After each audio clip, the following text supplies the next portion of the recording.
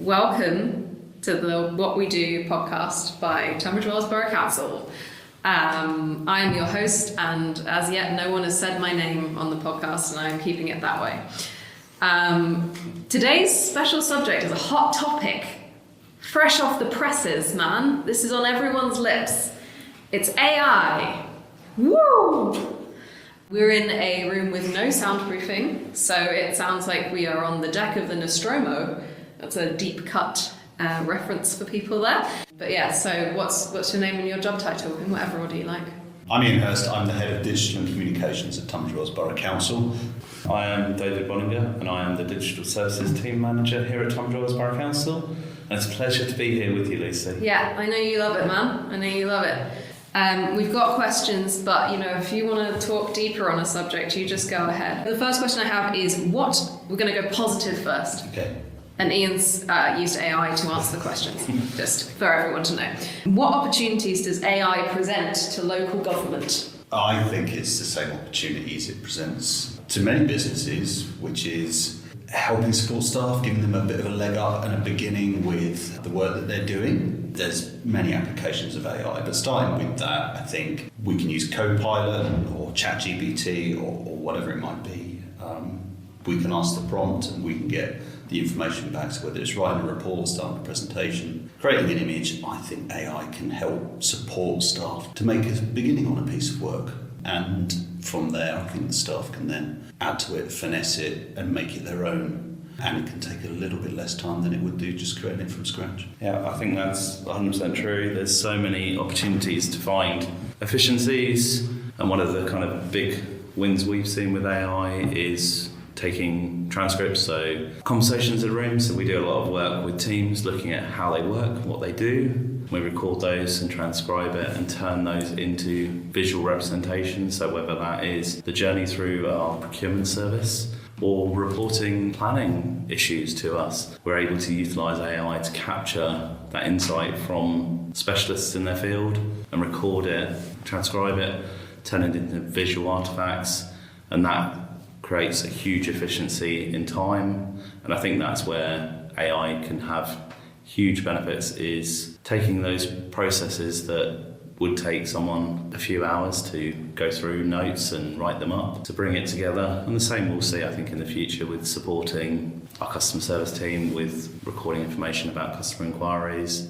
Something they do quite a lot is type up notes, and if we can digitise that, and AI can give them a summary that they check through to check that it's accurate. I, as someone who is not entirely neurotypical, I know it's a bit of a shock to you guys in the room, I think that AI is also really useful for organising thoughts. If you are someone who has a lot of notes, a lot of information to digest, having something that is entirely, allegedly, unemotional, I don't want to say that in case I get in trouble with the AIs later, that can sort out the salient points from your notes and then turn that into something structured, I think that's really beneficial. And that's what I would use it for.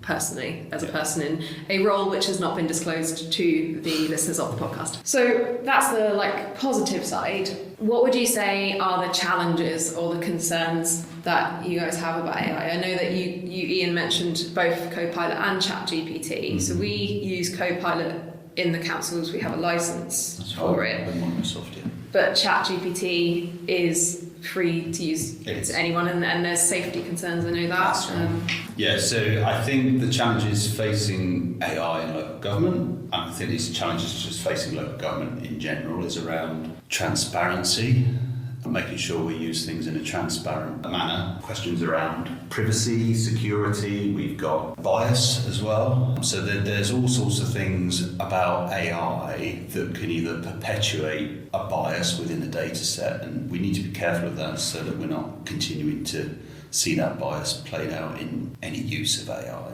We need to be transparent with it, I think, definitely, because if we're using AI, we need to tell people that we're using it and why we're using it.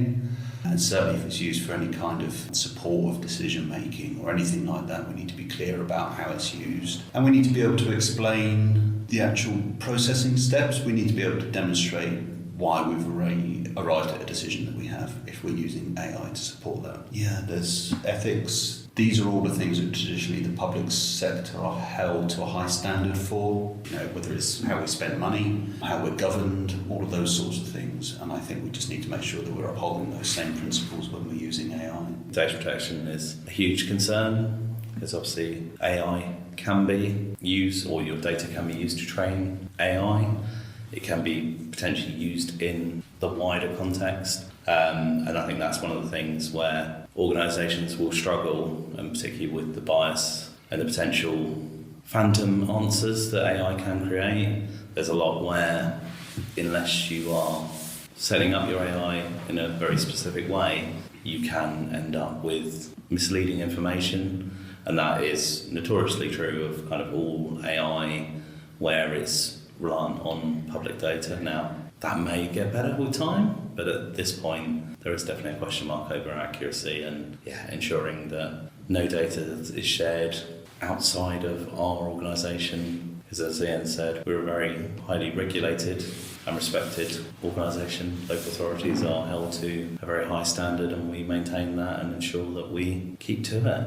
And from a purely practical point of view, I think one of the challenges is skills and the ability of officers to make the best use of AI, to make sure that they're trained in how to use it ethically and safely, thinking about how best to use AI within their jobs. I also think something that's interesting for people to do, like people who are using AI outside of work or in work, is just occasionally ask it what it got wrong. It's really interesting, especially with ChatGPT, when you've had a response just to say, okay, what's wrong about that? You can see its reasoning process. It is a good way of understanding that it's fallible technology, and that's why we need to sense check, and that's why we need to be clear and transparent about how we're using it. No, I think human oversight is key. You can't just rely on AI. Oh, it's essential. It's part of our AI policy that all AI must be checked by an officer. How did that, a perfect link, Ian, how did the AI policy come together? We have drawn on a number of sources. We've looked at best practice from the ICO, we've looked at other examples from other local authorities, and we've worked with our partners in the Mid-Kent Partnership, Swale and Maidstone Borough Councils, to pull all that together and come up with an AI policy that is applicable across the whole of the partnership, so that all of the officers working within any of those three councils are all working to the same policy. And it covers all of those things around transparency, security, data protection, bias, checking the outputs of AI, training of AI, consequences for getting things wrong, those sorts of things. They're all within that AI policy, which was agreed by the partnership last year and is now being rolled out across all three councils. And it includes safeguards, so any introduction of new AI technology or new usage of AI has to go through effectively a vetting process, and that helps ensure that there's no bias, that it's being used correctly, and that all considerations have been made in line with our obligations. I did ask friend of the podcast, Henry Saunders, if he was available to come and give a sustainability perspective on this, but he, unfortunately, having done about 8 different podcasts, is not available for this one. So a lot of people have environmental concerns about AI. I know that I did for a while, and then there's a lot of research that you can do and find out about it. But in a nutshell, is AI bad for the environment? I think it depends on your perspective. So ultimately, AI is computer processing. Computer processing on a large scale creates lots of heat, which has a negative impact on the environment. But by the same token, we now live in a world where we are digitally connected, and it's kind of become a requirement of the world we live in. So I think it's probably a bit of the how do you power your huge server farms, and where do you put them that you can naturally utilise either that heat production, so some places will push it into water to do heat source pumps and things like that. But I think Henry is your man for the bigger picture stuff, but I think it's probably no more destructive than any other kind of technology that's come on in the last 20 years. Yeah. I think what I would do is weigh up the benefits against the issues. Yes, a lot of energy is taken to create the chips that AI runs on, to run the data centres, and so on and so forth. But I also think that AI has the potential to solve some of the problems around sustainability in the environment through analysis. I think we've already seen that AI is contributing massively to medicine through generating new antibiotics and new gene therapies and things like that, or just simply, scanning MRI scans looking for signs of cancer and those sorts of things. Yes, it has a direct impact, but I think the consequential impact of using AI to look at some of these problems and find solutions for them probably in the long run is going to outweigh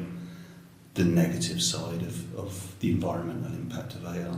There's also evidence that it's helped with monitoring weather patterns, things like mapping wildfires as well, that there are ways it's having a positive environmental impact. I know that when I did speak to Henry, when I asked him to come on the podcast, he said that, as you were saying, Dave, it has an environmental impact, but it is not indifferent to the impact of email or streaming services or other technological stuff. So it's about our responsibility as humans to balance out these things. And there are also much bigger, simpler things that you can do to reduce your carbon footprint. But as with any technology, it's kind of exponential in terms of how its speed and efficiency improves over time. 10 years ago, the computers just weren't available to do this kind of AI. But now we have them, and they're going to get faster and they're going to get quicker. Yeah. And quantum computers coming. We've moved from it all being reliant on graphics card processing. You're now getting neural chips coming out. So our friends at Apple, our friends in ARM, they've both released neural chips. I believe AMD and Intel are releasing AI-enabled chips as well.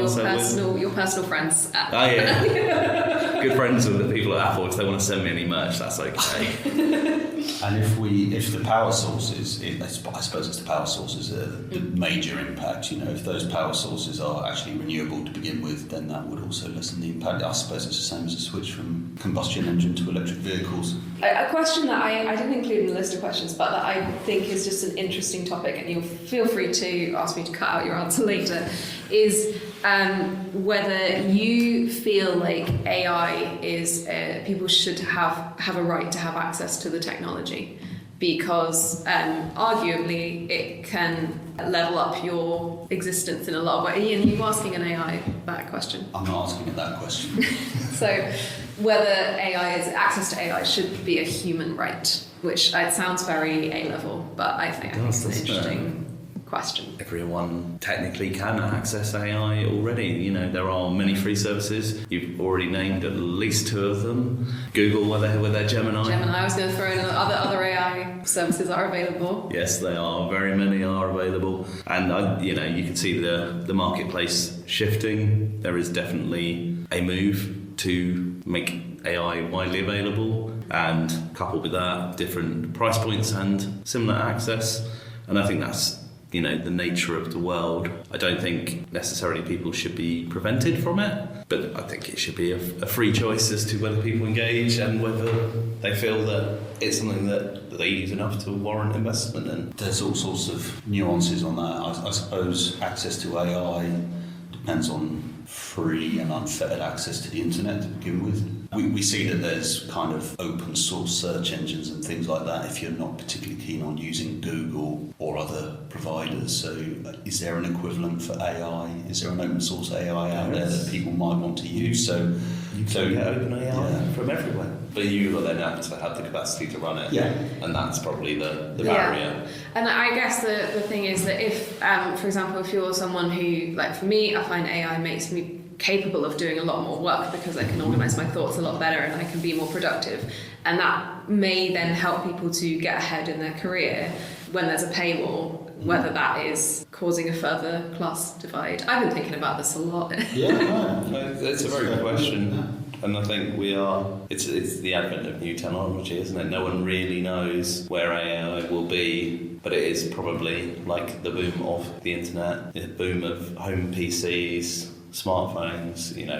There's been quite a few successive improvements over the last 20 years. I was going to say my lifetime is not that long. So, what do you guys think about the theory of the ultimate black box, bit of technology that does everything? Because I think that there are people who prefer to have a separate thing to do a separate thing, but there is a theory that ultimately we would get to one black box that would provide everything that we need. Is that do you think we'll move that way? I think they've already tried to do that, haven't they? It's just not necessarily fully there yet. You know, you look at a mobile phone, technically, you can do an awful lot on it.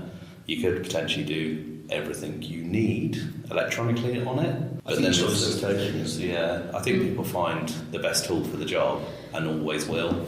I think when people talk about AI challenging creative industries, the thing that I come back to, because I'm a person who has a lot of creative interests, and it can feel threatening, but when we think about the fact that we have photography but we still draw, we have moving images but we still like still images, we have digital photography but we still use film, and it's about actually sometimes that development of technology challenges you to give value to the old version. Why am I doing it that way? Because it's a challenge, because it's human, and it's cool when a human can write a 1,000-page novel or whatever. So that's just mine. But you're right. The printing press didn't stop us writing things, did it? So no. We still have handwritten mail. Yeah, we still print things in old-fashioned ways with stamps. We still have people who take photographs on, a plate in the back of a 100-year-old camera. Like, I think things sustain. People still like Polaroid. Polaroid cameras are really cool and expensive now as well. They are. Yes, they are.